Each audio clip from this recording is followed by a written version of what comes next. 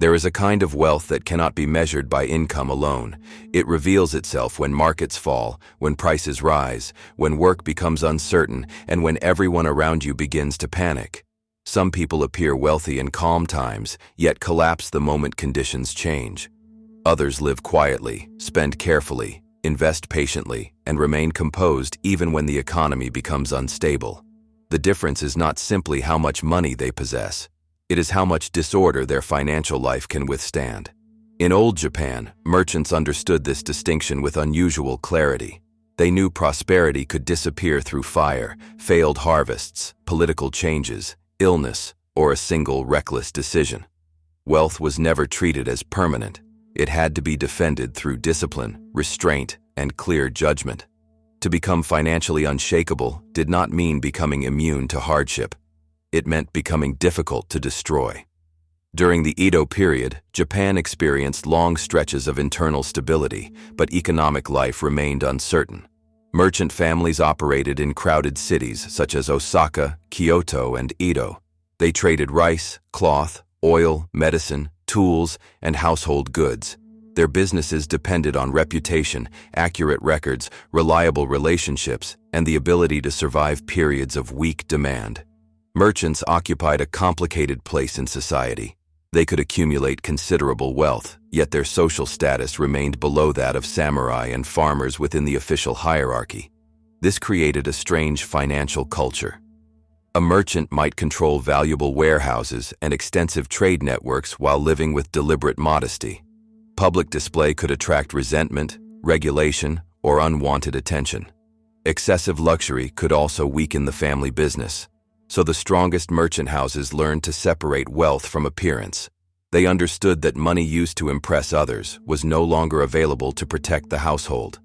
Behind this restraint was a principle closely related to the Japanese idea of fudoshin, the immovable mind. In martial traditions, fudoshin described a state of mental stability. It did not mean feeling nothing. It meant refusing to be controlled by fear, anger, pride, or sudden desire. A disciplined warrior could observe danger without becoming mentally captured by it. For merchants, the same principle applied to money.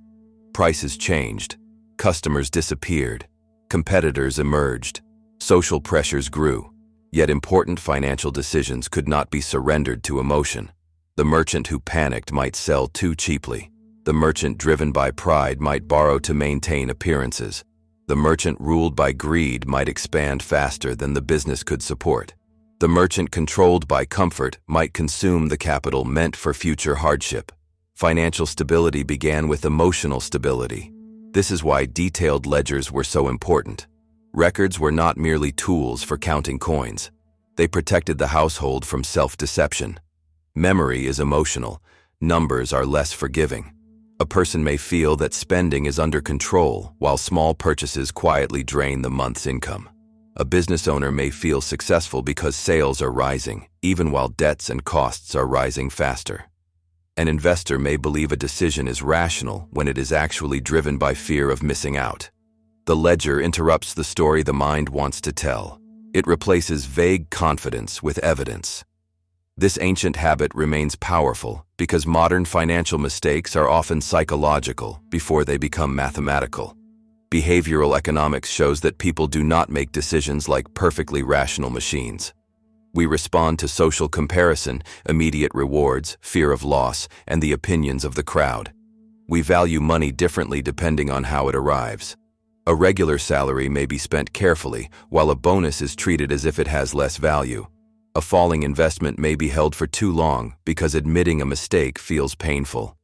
A rising market may encourage risk because recent gains create the illusion that danger has disappeared. The unstable mind reacts to each new signal. The unshakable mind returns to a system. Edo merchant families often developed household rules that continued across generations. These rules governed spending, borrowing, succession, record-keeping, and the use of profits. The purpose was not to remove judgment. It was to prevent every decision from being reinvented under pressure. When conditions became difficult, the family did not have to ask whether discipline still mattered. Discipline had already been built into the structure. This is the first secret of financial resilience. Important decisions should be made before emotion becomes intense. An emergency reserve is created before the emergency. A spending limit is chosen before temptation appears. An investment philosophy is established before markets become frightening. A rule about debt is defined before an attractive purchase demands justification. Without such rules, every financial choice becomes a negotiation between long-term security and short-term desire. Short-term desire is persuasive because it speaks in the present. It says the purchase is deserved. It says everyone else already has it. It says future income will solve the problem. Long-term security speaks more quietly. It asks what the same money could become if left untouched. This is opportunity cost, the invisible price of every decision. A coin spent is not only a coin lost, it is also the future flexibility, protection, or investment growth that coin might have created. Edo merchants could see this clearly because business capital had a visible purpose. Money stored in the household might purchase inventory, repair a warehouse, survive a weak season, or support the next generation. Modern consumers often see money only as purchasing power. But money is also decision-making power.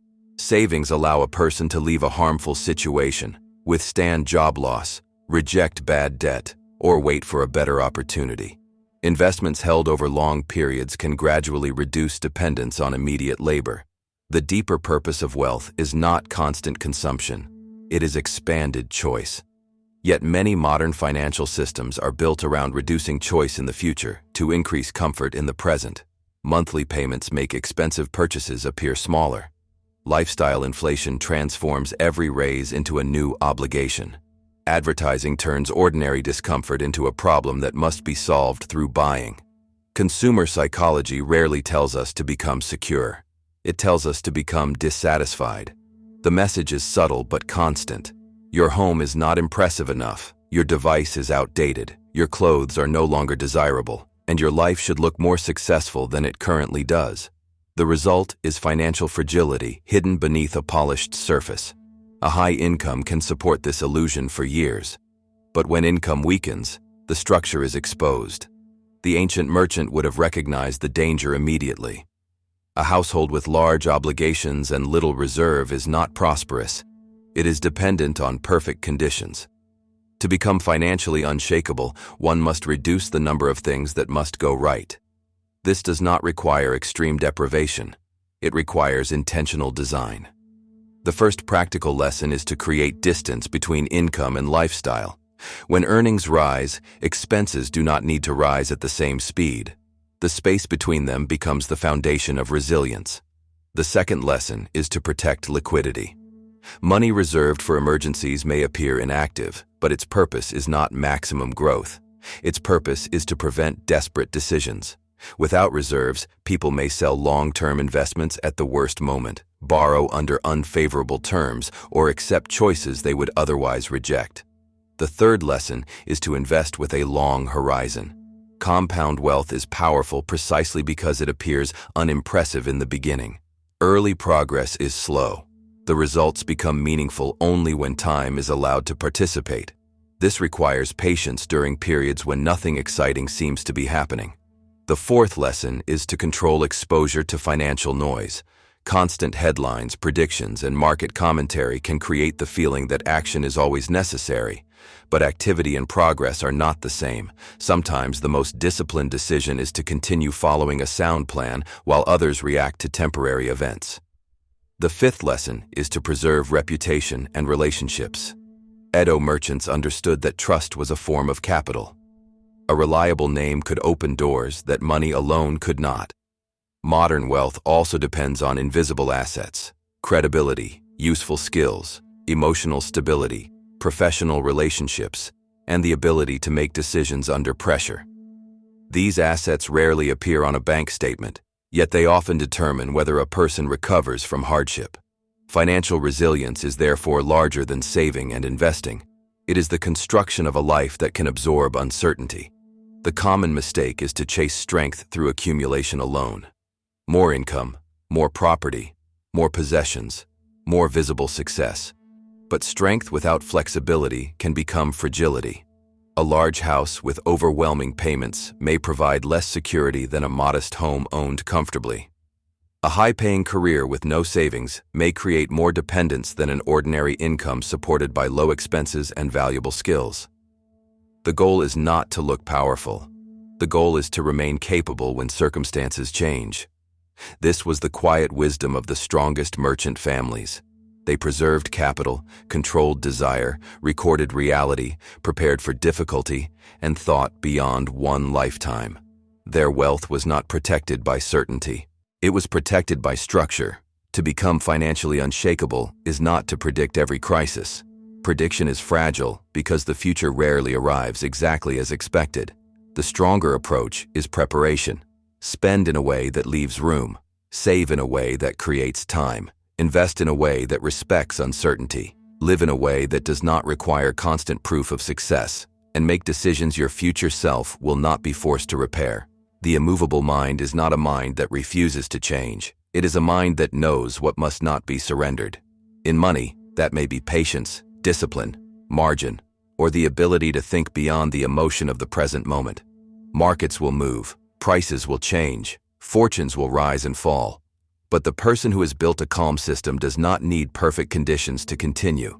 That is the Japanese art of becoming financially unshakable, not the elimination of uncertainty, but the quiet creation of a life strong enough to endure it.